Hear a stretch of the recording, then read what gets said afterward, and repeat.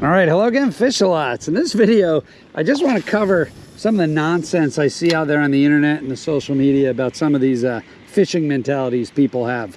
Things like, you know, in the springtime when there's a lot of bluefish around, a lot of folks having like wheelbarrows of bluefish. They're walking off the jetty and the comment is, oh, they make great tomatoes, you know, stuff like that. Or these culling the fish is better for the environment type of things, or things like I can catch as many fish as I want. There's no bag limit on these things, so I'm just gonna catch and kill as many fish as I possibly can. There's just a lot of super silly things out there on the internets and the YouTubes and all the social medias, and it's really a mindset issue that is really harming the environment, the fisheries, and people that enjoy to fish. So I want to cover some of the really silly things we hear out there and why it's so silly. So first off, let's cover this, the fish is good for tomatoes. So I don't understand, you know, back in the day, you got these old timers and, you know, they just could not bear to let fish go. And there's a lot of people like that. They catch a fish, no matter what it is, and they just cannot bear to let it go. It's got to go in the cooler. It's got to go even sometimes in like a rock puddle pile on the jetties. I've seen a lot of videos out there lately of bluefish being caught, and this is the time of year where we catch a lot of bluefish, and folks are throwing them in puddles that form on the jetties. Yeah, that meat is no good. It's just sitting there baking in the sun. You killed the fish for no reason. You ruined the meat. And they say, well, it's going to be good for my garden. Or bluefish make great tomatoes. It's just so silly and ridiculous to think that way, because that is a natural resource that people really enjoy, A, catching, and B, here's something to think about. If you had a bluefin tuna steak, okay, like you had a super expensive piece of tuna, would you take that tuna like a steak and bury it in the yard to make good tuna tomatoes? The answer is no. Nobody's going to answer yes to that. The answer is no. So the question is, why would you catch a bluefish, one of the primary staples of tuna? Tuna eat bluefish. That's how they get big and tasty for everybody else to eat and enjoy the natural resource, and take them out of the environment so that you could have a tomato. It just doesn't make any sense. Okay, if you think about it like that, like everything is connected and that fish eat other fish, well, maybe we could help mitigate this whole, I'm gonna keep everything just because I caught it, and if it doesn't taste good, I'm just gonna bury it so that my flowers grow better. I mean, they sell fertilizer at Home Depot for pretty inexpensive that you could use and really grow some nice tomatoes. I know, because I do it myself, and I don't use bluefish to grow my tomatoes. So that's the first kind of silly thing I see out there, is just folks just cannot let certain fish go, and it just makes no sense to me. The other thing is convincing yourself that fish that really taste terrible taste good because you cannot bring yourself to let the fish go. And one of the major fish I see like this is black drum. Okay, here in New Jersey in the Mid-Atlantic, we catch some really. Oh, my GoPro just turned off. That's typical. It's a terrible camera. But typically what I see is this for black drum fishing here in the Mid-Atlantic. We catch really big black drum, like 80 pounds, 90 pounds. These fish are very old, very tough meat. They got worms all in them, and they're just terrible eating fish. And so many boats out there, they're out fishing for them, they just cannot bring themselves to let the fish go.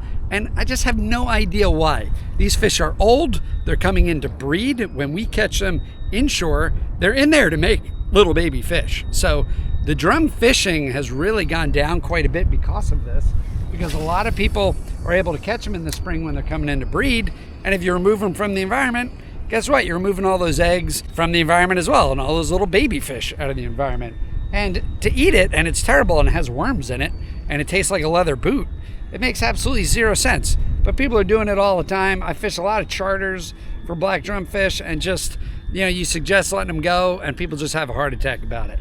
Again, these fish are really big. They're like 80, 90 pounds. So I made another video about fish, you know, conservation, just being mindful of bag limits. Like, just because you catch 10 fish doesn't mean you have to keep 10 fish. What are you going to do with 80 pounds of nasty 150-year-old black drumfish with worms in it? But people just cannot start releasing fish. They just have to catch and keep and kill every fish. So even though you have a bag limit, it's usually a good idea to fish under that bag limit and self-regulate yourself. So now the other thing that I see on Facebook and YouTube a lot is this culling of the fish, and like state biologists and stuff say this. Like the fisheries management people are like, no, it's good to take out a bunch of fish from a river or a lake because it's good for the overall fish population. What a bunch of absolute horse shit that is. That is absolute garbage. You know, the worst thing for the environment is for human beings to get involved with trying to manage the environment. If you want a lake or a river system or an ocean to repair itself and be good and have tons of fish, leave it alone. Don't even try. Just let the fish do their thing. Leave it alone. Don't kill fish. Don't take fish out.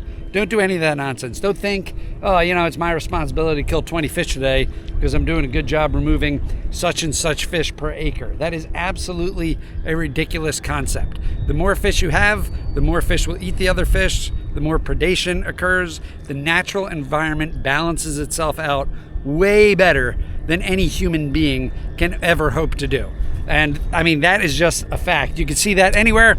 There's plenty of documentaries and studies out there like that, especially with like the removals of dams out in the Northwest. They take these dams down and they don't do anything. There's no extra management. There's nothing. They just leave it alone. And all of a sudden you got salmon showing up in places that they haven't been in 250 years because they just figure it out.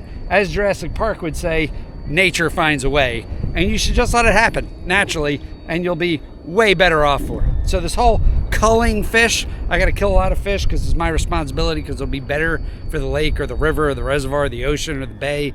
Absolutely ridiculous. Silly concept. Absolutely ridiculous. There's nothing else to say about it. It's just silly. It's a silly concept.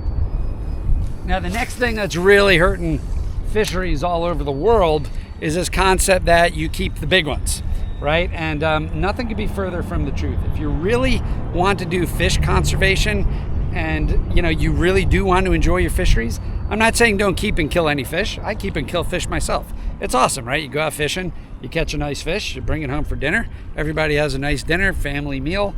It's delicious because it's fresh fish and you caught it. There's victory involved there, right? There's man card punching involved there. There's all sorts of great benefits to something like that. But for the really big fish, like your trophy fish, your big breeding fish, those are the absolute wrong fish to take home for dinner. And yeah, it's hard because there's going to be more meat on those fish. You're going to get a lot more out of it. I get it. Plus you want to bring home a big fish and show all your buddies and punch that man card ticket, right? But those are your breeding fish. You take those fish out, especially this time of year in the spring when fish are coming in to spawn and do their thing and make other little baby fish to populate our oceans, our bays, our lakes, our rivers, whatever, for my kids and future generations. It's just so important to let the really big fish go, the breeding fish. Those fish have run the gauntlet. They're older, they're experienced, they're smart, they know how to survive. You want those genes in the environment, and removing them, especially during spawning periods, is absolutely terrible. So letting big fish go is another one of those key components to this that I think a lot of people struggle with, but is very important for our fisheries.